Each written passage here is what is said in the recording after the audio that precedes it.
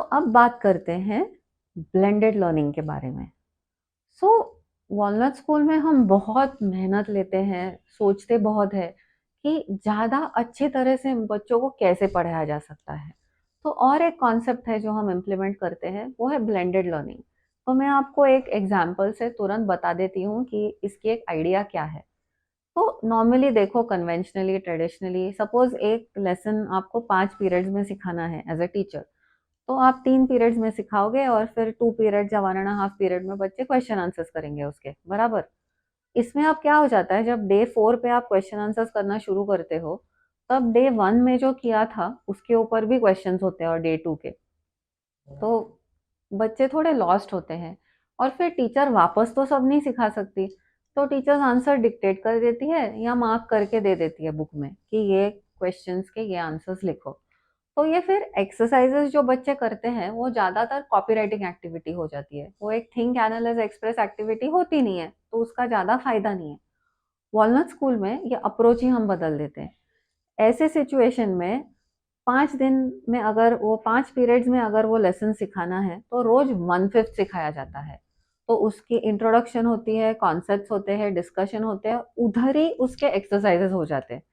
तो वो कॉन्सेप्ट उनके माइंड्स में ना रीइंफोर्स हो जाती है, स्ट्रांग हो जाती है, और नेक्स्ट पीरियड के लिए वो फाउंडेशन भी अच्छा हो जाता है। तो उनकी लर्निंग ज़्यादा अच्छी हो जाती है। तो ये कॉन्सेप्ट को बोलते हैं ब्लेंडेड लर्निंग, और हम ये फॉलो करते हैं सारे सब्जेक्ट्स के लिए, सारे स्टैंडर्ड्स के लिए, नर्सरी से शुरू होके right till the very and. और एक बहुत बढ़िया कॉन्सेप्ट है जो हम वॉलनट स्कूल में करते हैं, वो है डिफरेंशिएटेड टीचिंग। तो जैसे कि आपको मालूम है, हमें तो हर बच्चे को बहुत अच्छे से पढ़ाना है और हर बच्चे का प्रोग्रेस भी होना चाहिए। और फिर ऐसी भी एक बात है कि अगर अच्छा लर्निंग होना चाहिए तो हर बच्चे के हिसाब से लर्निंग मेथड भी तो थोड़ी सी एडजस्ट होनी चाहिए। और ये भी पॉसिबल है सिर्फ वॉलनट स्कूल में, क्योंकि हमारा डिफरेंशिएटेड टीचिंग प्रोग्राम है जो सेकेंडरी के बच्चों को है, स्टैंडर्ड 6 ऑनवर्ड्स। इसके भी एक एग्जाम्पल देके आपको तुरंत बता देती हूँ। तो नॉर्मली टीचर्स कैसे पढ़ाते हैं, वो एक लेसन प्लान बनाते हैं पकड़ के कि एवरेज बच्चों की पेस क्या है उस हिसाब से। तो उसके जो नीचे है बच्चे, उससे जो स्लो है वो पीछे पड़ जाते हैं। और किसी भी स्कूल में उससे जो फास्ट बच्चे हैं उनको चैलेंज नहीं मिलता क्लासरूम में, तो उनका भी इंटेलिजेंस नर्चर नहीं होता और वो भी डिस्कनेक्ट हो जाते हैं। तो डिफरेंशिएटेड टीचिंग में क्या होता है कि एक स्टैंडर्ड के सारे सेक्शंस मिक्सअप कर देते हैं, मतलब अगर 3 सेक्शंस है तो तीनों सेक्शंस मिक्सअप हो जाते हैं। और मैथ्स के लिए मैथ्स पीरियड है तो तीनों सेक्शंस के बच्चे साथ में आ जाके उनके वापस अलग अलग ग्रुप्स हो जाते हैं उनके मैथ्स के एबिलिटी के हिसाब से, और वो अलग अलग क्लासेस में जाते हैं। तो तीनों क्लासरूम्स में सेम कॉन्सेप्ट सिखाए जाते हैं, पर अप्रोच और डिफिकल्टी लेवल और स्पीड अलग अलग है। तो ये ग्रुप्स के वजह से एक्चुअली अभी किसी भी क्लास में जो रेंज है स्लोएस्ट और फास्टेस्ट वो कम हो जाती है, और लेसन प्लान उस हिसाब से एडजस्ट किया है ताकि उनको अच्छा चैलेंज मिले। तो जो बच्चे वो सब्जेक्ट में फास्ट है उनको अच्छा उनका इंटेलिजेंस नर्चर हो जाता है।